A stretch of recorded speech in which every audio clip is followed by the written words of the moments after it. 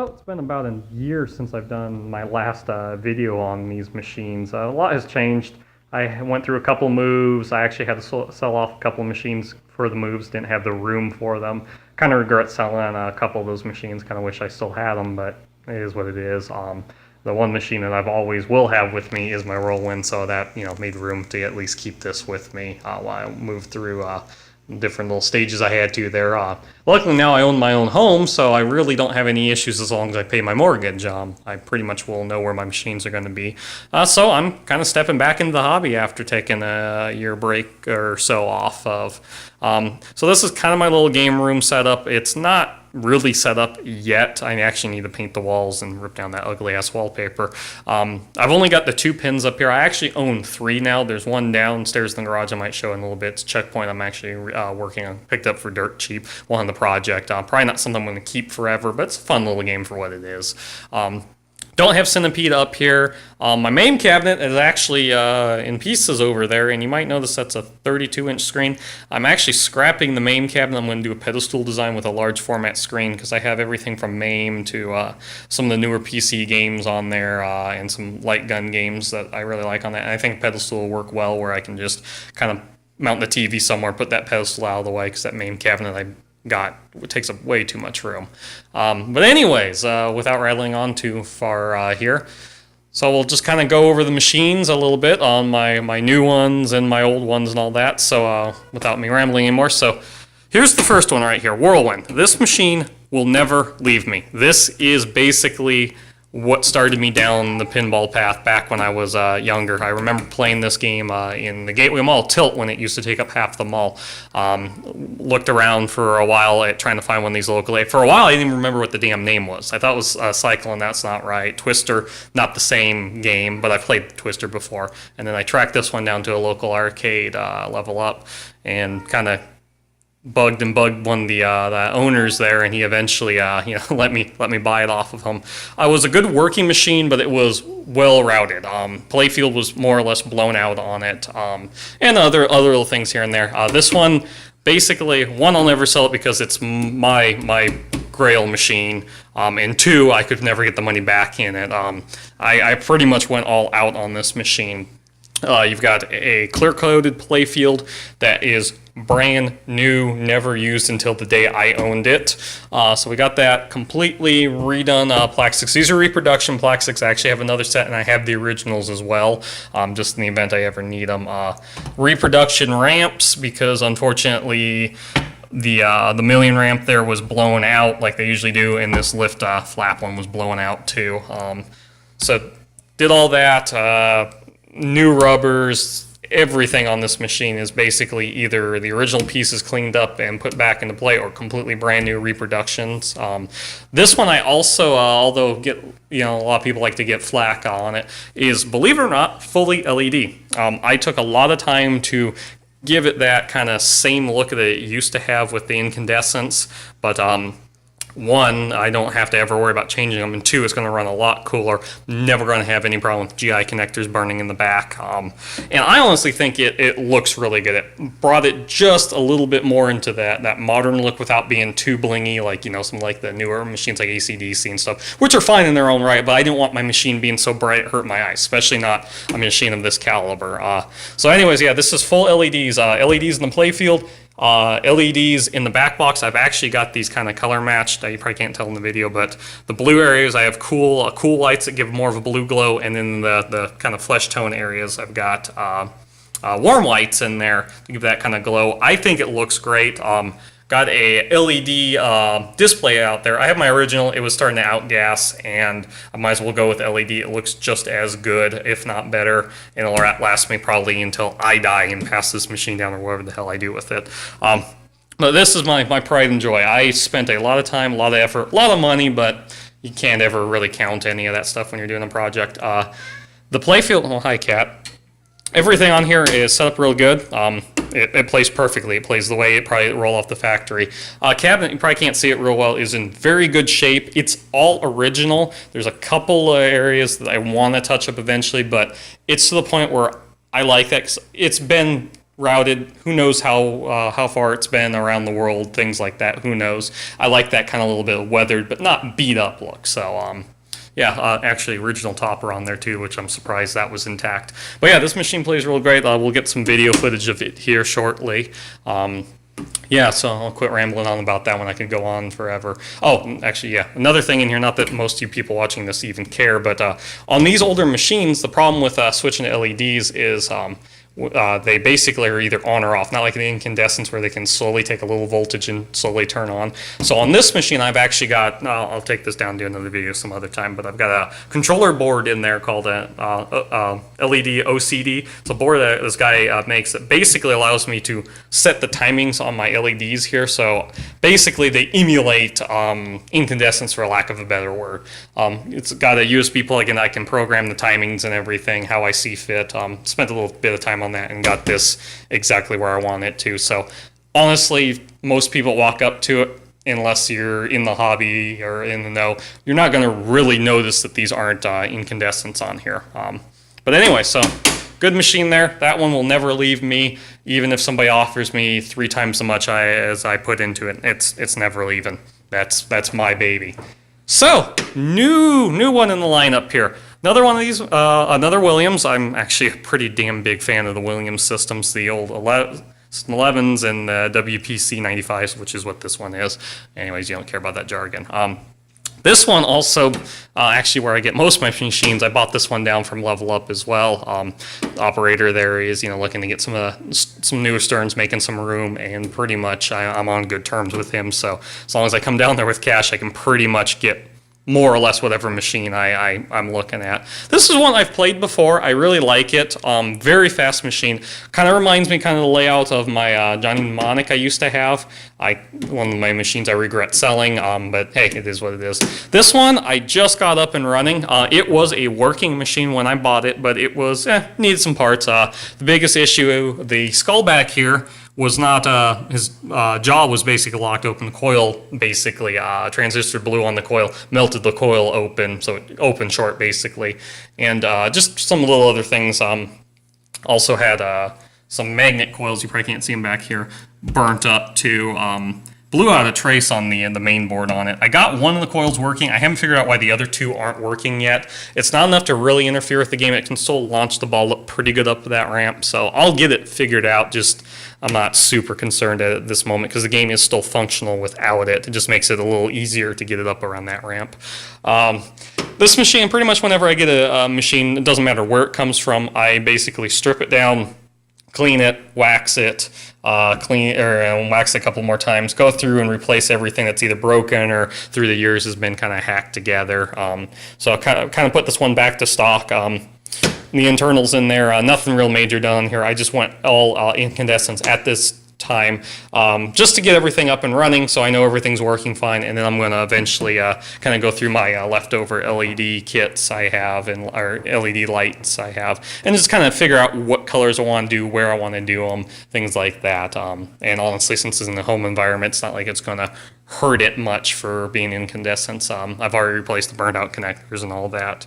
A few little things I want to do on this machine, I think. I like to leave them the way they came off the factory, especially like my Whirlwind and whatnot. But I've been watching some videos of people with this machine and some of the mods they've done. I'm honestly thinking of lighting, you probably can't see it too here, but there's a little bit of a hole there, but I want to light that up with some sort of LED, either a red or a purple or something, kind of glow through that. I might be doing something with the mountain here. Might put a little motorcycle toy or something in here somewhere. Other than that, I mean, it's a good playing machine. Really low wear on it for being a routed machine. The only wear it had was, you won't be able to see in the video, a slight little ball mark there that I just put some Mylar over. Little bit of indentation starting right under here with this ball drop from this wire form. Another little piece of Mylar. And then the only thing I touched up, once again you won't be able to see it, but I did a key line back where that drop target is and sealed it just because it was down to bare wood and I wanted to make it look a little nicer.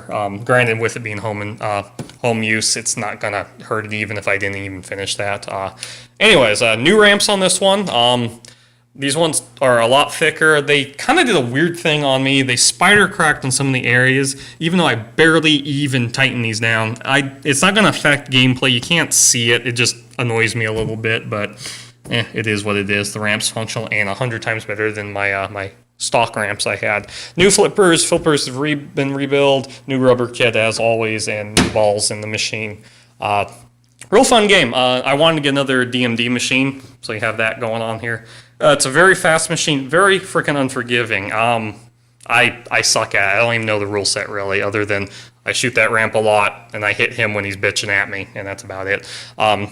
So good machine. I like this one. I'm still kind of working on cleaning it. The playfield is clean. The back box is more or less clean. The cab is still kind of grungy. Cab's a little more beat up than well, it doesn't really bother me. You don't play the cab. I think this had some sort of water damage at one time. There was some planking in the back here. I've fixed up most of that. This could use a nice touch-up. You can't really see. It's too dark over here. But all in all, I mean, I don't care. The machine's fine. It's functional. I need to clean that coin door. Somebody spilled soda and crap in it.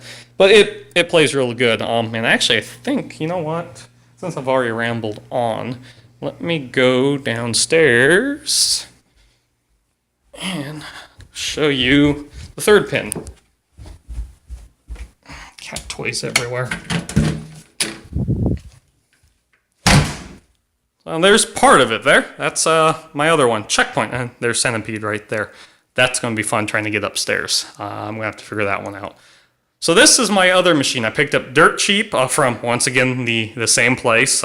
Wasn't working, and I wanted a project. Oh, there's my old Whirlwind playfield. Let me walk around the car here.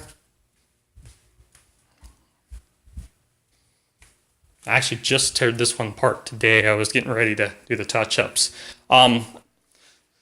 So I've stripped the playfield more or less. There's some pieces I need to still strip down, mainly removing these pop bumpers and everything else I'm not worried about. I've cleaned in it or around it. Machine itself, for its age, is not in too bad a shape. These machines, for some reason, all their playfields are always blown out on them. It's just, I guess, the way they were built or something. The cab's not too bad for its age. No real fading on here, not a lot of gouges. The head on the other side could use some touch-up. Once again, I don't care about the cabinets as much when it comes on these. Did have an issue with the leg, was splitting them from the cabinet. I actually wood glued that back together and wood fillered it and kind of got it all back together. It's stable. Probably not the best thing, but I'm not a woodworker. Anyways, this one, little more than I thought I had to do on it when it comes to the touch-up, which is, I mean, nobody's fault. That's just what it is when you start stripping them down and seeing the damage. This one was actually a pretty easy fix. It cost me $7 in bridge rectifiers to get this booting again. It was awesome. I was glad it only took that much because these machines are not super popular, so that means there's not a lot of reproductions, and I really don't want to put a whole hell of a lot of money into this machine. Because this is one, I'll play it, I'll enjoy it, but it's a pretty simple game that I'll probably end up using as trade fodder, or when I need to free up a space for, you know, a pin that I really want. This is going to be the one on the chopping block. Other than that, it's got the factory Mylar on it on almost the whole playfield, which actually is a good thing because if it didn't, I wouldn't have been buying it because this playfield probably would have been burnt out too much than I care to do on here. I'm not the best when it comes to painting and stuff like that. I'd much rather do the mechanical and digital type of stuff, fixing them up that way, but whatever. So Mylar itself is in pretty good shape. There's just a few, like one area there where it's slightly bubbled. I'm just going to cut it out there and then put another little piece down there just to keep it from peeling back any farther. Needs some touch up on it, which is to be, you know, is kind of the nature of the beast. This was built in '91, and you know, they get around. This one, like most of them, has got quite a bit of planking over here. You might not be able to see it, but once again, nature of the beast. And this isn't my, you know, a machine that I'm so worried about that it has to be completely pristine for me. So I've got some touch up to do. Some little areas I'm going to put some Mylar. Not a whole lot of touch up. A little here that'll be easy to fill in. This out hole. Shit, I can never remember what these are technically called. I need to redo that. It's been repainted, but not the right color, so I'm going to color match it, fill that in. Little bit of work I need to do here and here, nothing too major. And that's just where the Mylar ends, so of course it wears there. A couple holes that I need to repair just due to the fact they've been drilled through and all screwed up on there. The biggest two issues on here, or the biggest areas I think are going to take the most of my time, is this area right here. You might not be able to see it too well, but that is bare wood there. It was painted kind of a orangey red, so an operator just covered it up so it quit wearing any more wood away. But as I was cleaning, I knew that was going to lift up, so I've got to try to match that. I guess this is supposed to be like a tire track. I don't know. It's kind of a weird setup on there. So what I'm going to do is I'm going to color match this orange, lay down a strip of orange there, and then try to slightly freehand these little diamond patterns. I might actually make a little template or something. Just honestly, if I can cover this up enough where it looks somewhat alright, I'm just going to cover that all with Mylar and kind of do the same right here. There's a little bit there. So that's going to be a pain. Got another little area here of the flag, but that's going to be easy. This area, unfortunately, is planking pretty bad. Thanks to the fact the bulbs were just, for if I could speak, the bulbs were on for a long time in these games and just generate a lot of heat. This one, luckily, that I've got lane gates or lane guides, there we go, that go over here. So most of the stuff's going to be hidden. Honestly, the game, if I were to wax this up right now and in a home use environment, it wouldn't cause any more wear that's already been done to it. But I figured I might as well, take care of it since it's going to be in my collection for a while. So I'm going to kind of color match some of this. It's going to be a little hard because these colors are really faded compared to what they are under the Mylar. I want to hit this area with the blues, a little of this I'll make this off-white color here. To fill those in, but that main area is not so bad. And then what I'm going to do is there's a Mylar up here, and the Mylar ends here. I'm going to just cut a piece of Mylar out to protect that so it doesn't wear anymore. That's going to be a little bit of a pain. I think it's going to be harder than this area. And these are going to suck. I have to repaint this because it's all bare wood, and there's that weird orange color is painted on it. So it's supposed to look like that, and they look like that on that side. So I'm probably going to just make a nice little key line there, fill in that orange, and then wax it up real good. I may make a Mylar ring to go around there. Haven't decided yet. I'll just take it day at a time. Other than that, it's in relatively good shape. Mechanically, like I said, it all works. There are some pieces that need to be replaced, some things that were done to it that weren't factory just due to the fact, you want to keep this up and making money, but now that's not its main goal in life. So this one, probably next couple of weeks, I'll probably have upstairs ready to go. Like I said, I could get the painting done all tomorrow. I could have it all done ready to go, but I'm not going to rush myself since I don't care to paint. Anyway, so that's kind of an update here on that. And like I said, I've got a permanent place, so I'm going to be most likely getting more of these machines. We got a few other projects in the house I need to take care of, but thinking here pretty soon I might be buying a brand new machine, new in the box. Haven't done that yet. I've been wanting one. A couple of the ones that I wanted aren't available anymore, like AC/DC. I can't get it brand new, but been eyeballing some other ones coming down the pipeway, especially Planetary Pinball and talking about making a remake of Medieval Madness. Because I'm not going to spend $15K on a original one. I'd be willing to spend some money on a remake, though, so we'll see. Anyways, that's enough of that, and I will keep these updates coming.